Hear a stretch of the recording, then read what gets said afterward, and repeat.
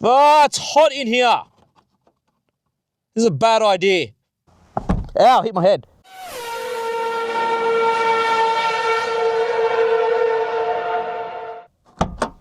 Introducing the 2025 Kia K4 Sport Plus.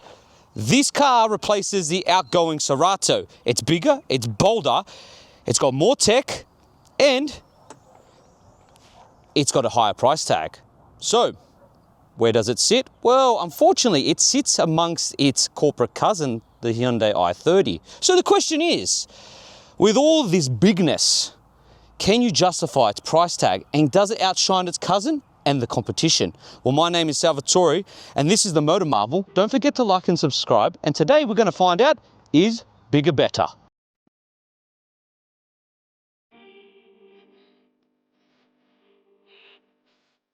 So, where does this Kia K4 Sport Plus sit amongst the lineup? Well, it sits just under the GT line, which is the top spec, and it comes in at a price of $37,590 before on-road costs. So yes, the price has jumped considerably compared to the Cerato. However, the design, on the other hand, is a lot different.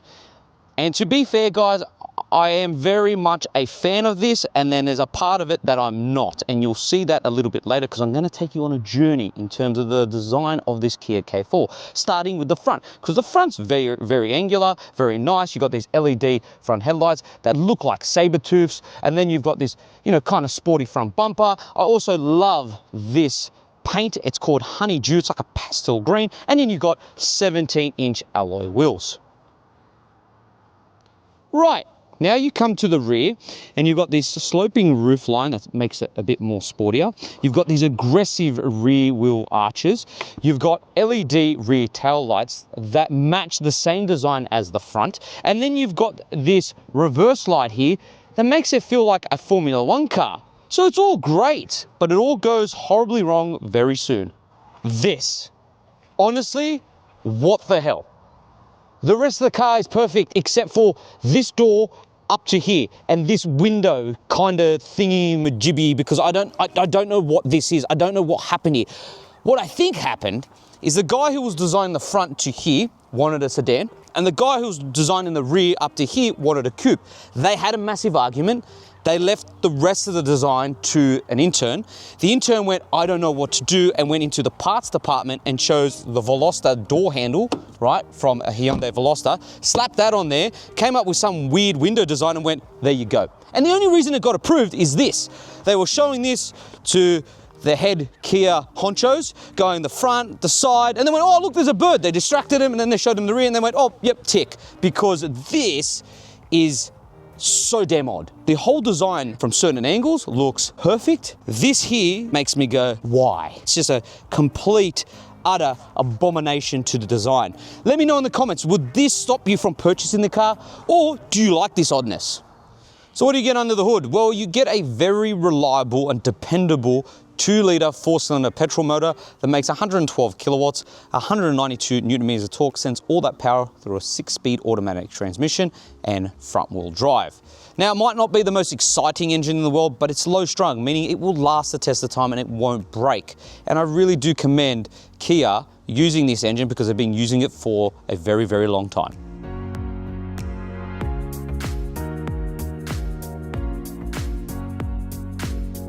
Boot capacity.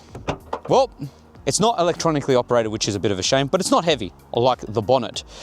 You have 508 litres of boot capacity. There is so much room in here, it's ridiculous. But the biggest disappointment is these hinges here. So if you come and you see this, if you have anything tall, guys, it's gonna get hit by that. This swan design is quite annoying. Safety tech. Yes, I'm reading off my phone. It's because modern cars come with a lot of safety features. So if you're new to the channel, we do this because we want to give you the correct information. Plus, it's just so much safety tech. All right, so what do we get with the Sport Plus? Well, we get adaptive cruise control, autonomous emergency braking, blind spot assist, driver attention monitoring, intelligent speed limit assist. So that's the speed sign recognition system, which we all know Kia and Hyundai products all have it, and it's absolutely annoying and frustrating. Thankfully, you can turn it off by simply holding down this volume knob here. Lane follow assist, lane keep assist, parking sensors front and rear cross traffic assist, rear occupant alert, reverse camera, safe exit warning, highway drive assist, adaptive cruise control, and lane centering. Right, the interior of the Kia K4 Sport Plus. Look, at first glance, the interior looks really nice. It's very minimalistic. You've got physical, like, toggle switches here and a knobby rolly thing here for your volume control, and everything looks, you know, period correct. It is actually a really nice cabin.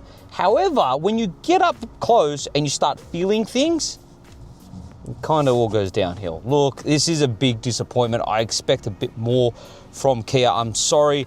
Like, for example, this steering wheel, it feels like an umbrella handle. And then there's the seats. Even though they're fake leather and they're heated, the fact of the matter is they feel like the same plastic that covers your nonna's couches. If you're Italian, you get what I mean by this, because that's what it feels like. They're just, yeah, the materials are just pretty how you're going. In terms of build quality, but everything does feel very structurally sound, and I can't fault them on that. But the seats, even though they are finished off in this fake leatherette finish, they are comfortable. They are, unfortunately, manually adjustable, so they're not electronically adjustable. But you do get 2 screens, which is really nice, and you get digital radio, you get Apple CarPlay and Android Auto, which is wireless. You also get a digital driver's display. It doesn't have too many options, but at the end of the day, who really cares? This is a daily car and it does the job, and I really do think it's crisp, it works well, and it's nice. Then you've got dual climate controls. You got a physical volume knobby thing there. Like I said, you got all your buttons or shortcut buttons for your screen. You got USB-C charging down here. You got a 12-volt socket. You got a place for your phone. But the biggest thing that I love about this Kia K4 is a physical gear selector. That goes a long way. Thank you, Kia. You also got your drive modes on your steering wheel here, guys, by the way. You got 2 cup holders down here, which you can press a button and it makes them larger. You got decent door bins for your water bottle. You got a pretty decent and deep center console. You got a pretty decent glove box. And, you also get vanity mirrors with a little light, which is nice if you're very vain and you just want to keep checking yourself out. Other than that, guys, that is it for the front. Let's jump into the rear.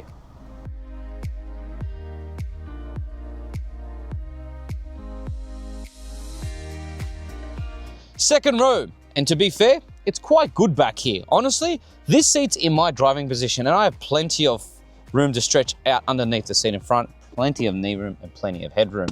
Fitting 3, however, in the back here would be a bit of a squeeze, but fitting 2, there is enough room. You also have ISOFIX anchor points on both outboard seats and top tether points. You've got a center armrest with 2 cup holders, guys. You got a little pocket down here for your phone with 2 USB-C charging ports. Then you've got air vents. Then you've got a mat pocket on this seat, but unfortunately not on this seat. A big enough door bin for your water bottle. And that is about it in the rear here. The disappointing thing is, again, this is a Sport Plus and it comes with the soft touch points in the car, as in that's why you pay for the Sport Plus over the model before this. And everything's still scratchy. Like, and even though that's soft touch, things easily mark. It's just a bit of a disappointment. And then you have this center transmission tunnel here, which eats into footroom, which doesn't make any sense because it's a front wheel drive car. So unless down the line they're expecting to do, I don't know, a hybrid version that's all-wheel drive or rear-wheel drive, which would be fantastic, I don't understand the point of that. Right, so what's the Kia K4 like to live with on a day-to-day basis? Well, look, to be fair, it's quite comfortable. I was very surprised. Honestly, when I picked up this car, I was second-guessing the ride comfort since it is technically the one before the top spec. So this is just before the top spec, so usually most of the time they don't perform as well as the top spec, but this is really comfortable. The seats are very nice, except for the materials. Again, it feels like something that came straight out of the living room of your nonna's house. If you're Italian, you won't understand that because it feels like the same plastic that covers the furniture because, yeah, look, it's just not the best, but they are comfortable. It's pretty quiet inside here, visibility is great, and yeah, I really do like driving this on a day-to-day basis. The engine itself, now, many might say it's a bit underpowered, but I honestly think it's the right engine for this setup. Look, you put your foot down, there's a lot of noise, and there's not much happening. It's quite funny. It's like It's screaming to go, but there's no response. But if you do want to, you know, change gears yourself with this 6-speed automatic, you simply flick the gear stick towards you and you can shift through gears. Now, it's not going to give you the most spirited driving experience, but it does the job. And the good thing about this 2-litre 4-cylinder motor is that there's less moving parts and there's less to go wrong down the line. If it was turbocharged, you've got to worry about a number of factors, plus the engine is then strained, right? So this is a very low-strung engine, so you're not going to run with problems down the track, which I do really like. Fuel consumption. Well, look, guys, personally, you could expect around about, say, 8 to 9 litres per 100 Ks. Look, they do say 7.4, but honestly, you'll get around about 8 to 9. And there's a 46-litre tank. It's not the worst in the world. Like, honestly, I've experienced pretty decent fuel consumption while driving this. And another thing to note is that the steering is quite heavily weighted, which is nice. Look, it is artificial, but at the end of the day, it does feel nice. It gives it a bit more of a sporty feel. And the brake feel is pretty decent as well.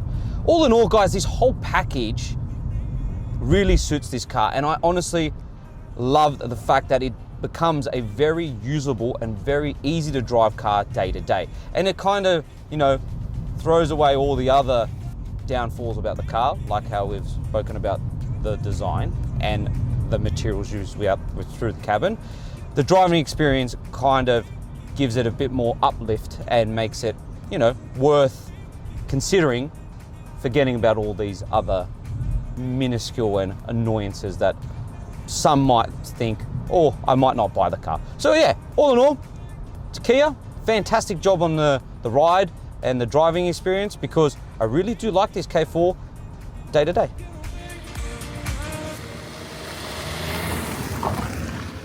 So the question is bigger better?